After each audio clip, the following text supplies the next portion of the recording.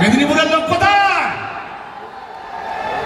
আমাদের ভাষায় বলতে গেলে এই রোলটা হচ্ছে বেশি এদিক ওদিক করবি নি, যদি বেশি বেদামো করেছো একেবারে ভুড়ভুড়ি জাম করে দিবে। এই অহিন্দ্র বর্মনের রোলটা হচ্ছে তাই, মনে বিন্দু মাত্র কোনো মায়া নাই ভাই, বিন্দু মাত্র। কিন্তু ওই মহেন্দ্র বর্মনেরও বাপের বাপ আছে। আমরা সবাই স্টেজে আসবো, চলে যাবো, রাজার রাজা ঠিক তারপরেই আসবে। তাহলে এবার